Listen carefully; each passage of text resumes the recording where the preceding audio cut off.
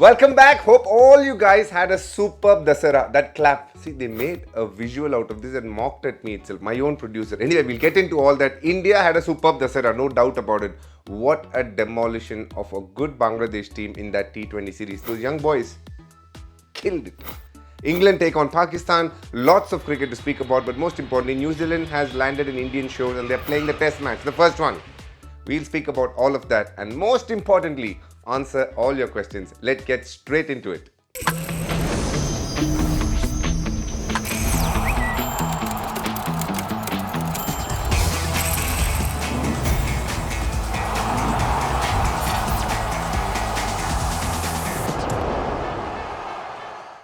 So Austin Kunya asked me, do you think Jasprit Bumrah is the right successor for Rohit Sharma as Test captain? Should India look to invest in Rishabh Pant as Test captain? Wow, straight away a very interesting question. I think Jasprit Bumrah at the moment is definitely a good Test captain. We need to invest in him as well.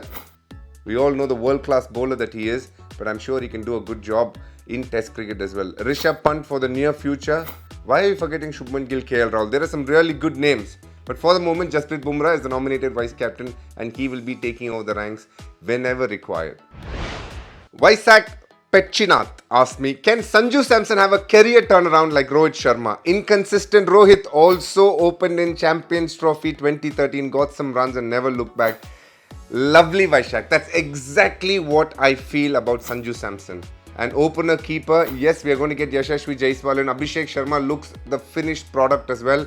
I think Sanju Samson will definitely turn around like what Rohit Sharma did. I have a lot of trust in that boy and I feel he is one of the most skilled batters. We saw that in the last T20. Asking why. That only is his name. Asking why. At Vishal Kagade 2. Okay. Hi DK, why did we not see Mayank Yadav bowling above 150? Does the injury reduce his pace or it's just a precaution? I think definitely a little bit to do with the injury, but bowling over 150 is only probably one or two balls. He's not consistently going to bowl over 150, but the best part was his average was around the 143, 144 mark, which is brilliant. Even a Shoaib Akhtar will always have his average speed in the early 140s, average speed. There's be one ball which is above 150. I think Mayank Yadav is capable of keeping his average speed around the 145 mark. That's the skill that he has got. This question from Pranav Iyer. Being an avid tennis fan, your thoughts on Rafael Nadal's retirement? Any qualities you picked up from him as a fellow sports professional? If anyone who has watched Rafael Nadal play, the one word you will use with him is relentless. He actually embodied Winston Churchill's word. Never give up. Never ever give up. That's what he did on a tennis court. And you don't get many better attributes than that as a sportsman. And he was an elite sportsman. What he achieved in Paris, in those clay courts, is probably never going to be achieved by any player. Okay, this question from Kinari Vyas. What did you think of India's performance in the Women's World Cup? What can be done better? They have received a lot of criticism too. Yes, Kinari, you're right. They had a very ordinary World Cup. They can't run away from it. Their first game against New Zealand, literally such a poor game at the start, came to haunt them at the back end of the tournament. One thing that I do feel is they didn't have a settled batting order. They kept backing Jemimah at number 5, but suddenly come the World Cup when Harmanpreet Kaur batted at 3, didn't probably enjoy it as much. They sent Jemimah at number 3. Could they keep Yastika Bhatia at 3, Harmanpreet at 4 and then Jemimah at 5? I think that could be their best lineup. The batting lineup is something that they really need to think about and their intent as well. DK bro, wet end film pathingla? Ask Ganesh. Eppadi irukku? No paakalanga. Definitely paapam. Fact. Ticket கிடைக்கல but definitely பாத்துறோம். இந்த வாரத்துல ஷூரா பாத்துறோம். This week I will see it. Durai Dua. DK, now if Mr. Shami doesn't get fit for Border Gavaskar Trophy, who will be your third and fourth pacer? At this point of time, as we sit here, Jasprit Bumrah, Siraj, Akash Deep for sure. The fourth pacer would be a choice between Harshit Rana and Yash Dayal. I think that would be the choice as of now. Mayank Yadav looks a great fit, but it doesn't sit well with me for him to play Test cricket. I don't know if his body will take it. That's my only worry. Otherwise, he is again a lock-in. This question from Parin Chauhan. Tell us about a player like Babar's caliber. What is he going through when he's dropped for the team? It is one of the toughest news to digest when you're dropped, especially for a high caliber player as well. The ego comes into play. I really wish he keeps his ego aside, looks at what he needs to improve in his batting. He's not had a great few test matches. 18 innings in Pakistan, I think, without a 50. It's not a great record to have. We all see how flat those pitches are, and he is way better than that. This question from Cricket Crazy Aditya. Who's going to win the T20 Women's World Cup according to you? Haha, I think Australia. Whoa! Solid shot. Abhishek Matre. Hey DK, any thoughts on the pull shot? What does it remind you more of? Ricky Ponting or Rohit Sharma? That technique, a little bit more of Ricky Ponting. But to compare with Ricky Ponting, I feel bad. But yes, it is a very good pull shot that you played, Abhishek. That is for sure. Nice. Oh, loves hitting on the offside. Loves playing inside out. Neil Rai. Hi DK, how do you rate my batting skills? Any tips on areas where I can improve? Definitely. I think you're a nice offside player. On the leg side, when you play, you're losing balance. That's why you're not getting as much power as you require to hit those gaps. That's an area that you should definitely look at.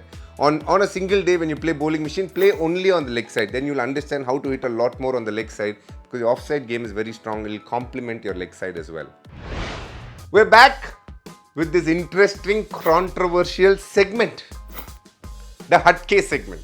This time the producer has gone out of his way, as always, to get me into trouble. He loves doing that. But anyway, I'm not going to say no to it. I will get into trouble. What has he done this time? He has told me to pick a five-a-side team for a T20 tournament. And how do I pick these five-a-side? Each skill set: batter, wicket-keeper, all-rounder, fast bowler, spinner. And the names that he's given in each segment, definitely I have to leave out many. And whoever I leave out is going to come scathing at me, at their fans for sure. But anyway, doesn't matter. Let's get straight into each segment and let me pick my T20 five-a-side tournament. Okay, the first segment is batters. What are the choices they have given me? Virat Kohli, AB de Villiers, David Warner, Chris Gayle, Aiden Markram. I will go for my trusted friend, Mr. Virat the King Kohli.